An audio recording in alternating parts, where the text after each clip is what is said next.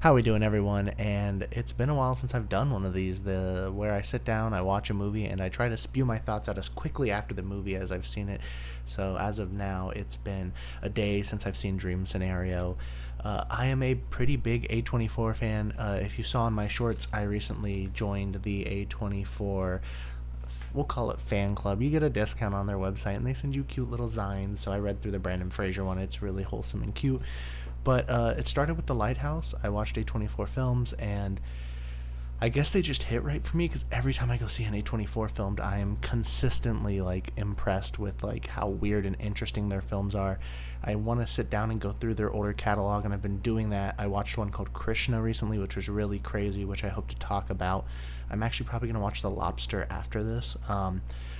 But I watched Dream Scenario, which is Nick Cage's, I guess, newest movie. That A24, I think they purchased it. I don't think they produced it themselves.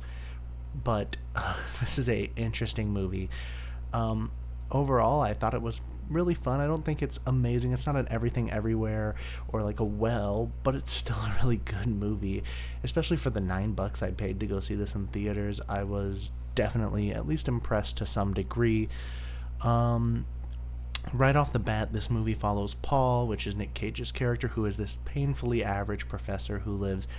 I don't even know if they state the state he lives in, but he works at a small town college, telling kids about essentially animal biology and behaviors they have, which is a big reference in this movie. I thought about it after leaving the movie and was like, oh, that's a really big, like, overarching theme that they have throughout the movie is that a lot of the stuff Paul teaches kids about, he's not really following himself when this dream scenario happens, which gets to the main crux of the movie, which is Paul starts appearing in everyone's dreams.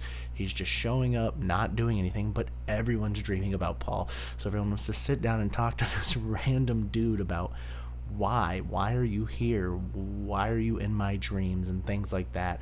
And it's essentially an excuse to make these other fun tiny movies where there's these crazy scenarios. One guy's getting chased after by a killer and Paul's just in the background like, oh, I've never seen these mushrooms before.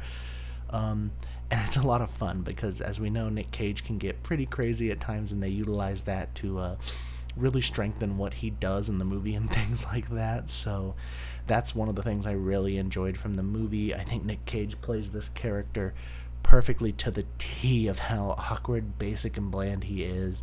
I will say about midway through the movie, there's a really awkward scene. So if you're not in for like a level of awkwardness related around sex, like, this might not be the movie for you. But it's so funny, and the timing of the joke that they plant in that scene is really great. And that's a good marker, as that is a turning point in the movie in which essentially stuff starts to happen, just to avoid spoilers for that deep in the movie. And maybe things don't go out as amazing as Paul was hoping for them to go as they started. So you get to see more crazy, different types of dreams, different crazier stuff happens, and it all leads to this giant, I think the way I put it when I left the movie is it seems like A24 writes a sentence, or at least the filmmakers that they get their movies from at times write a sentence and they're like, I'm going to make a movie based off that sentence. And this sentence was like, essentially like, it's okay to be happy with a basic life. Is Paul has this really boring life, almost like I compared it to like Walter White from Breaking Bad. Is like, there's nothing wrong with being a boring science teacher in Arizona. There's nothing wrong with being a boring, it's like, he says it, but essentially biology professor at a small town college. You know, you can be happy with that life, and that is the message it seems like this movie is trying to push to you, is that it's okay to be just okay. You don't have to be spectacular, you don't have to be cool, you don't have to be doing all this crazy stuff. um, but this movie lets you see what happens when someone jumps into the craziness. It makes me laugh as a marketer because there is a scene pretty much making fun of marketing companies and companies trying to push people into fun products. And yeah, I think the cast and crew did an amazing job in this movie. Like I said, there is a deep analogy with zebras and sticking in with the crowd and things like that. There's all these teachings that Paul does that if you're watching the movie, pay attention to what Paul teaches his students at the beginning, because maybe if Paul had followed that, he wouldn't have had the issues. But it wraps up really sweetly. You don't get like a direct answer to what's happening with Paul's, and there is a funny little twist at the ending that'll give you a good chuckle. Everyone in the theater was having a pretty dang good laugh at it. But overall, I'd say I was very, very impressed with what this movie did, and at least like how weird it was. I didn't go in thinking it would be amazing, and it still exceeded my expectations a bit as a fun, enjoyable movie, especially with Nick Cage playing the insanely wacky character of Paul. So that's about it on my thoughts on the movie. I don't think it's super deep, but it does have a good message about at least social media, society, and like how people act and react and stuff like that. But if you do, I think it's in select and limited theaters, so give it a watch and let me know what you think. Leave a comment. That's perfectly fine.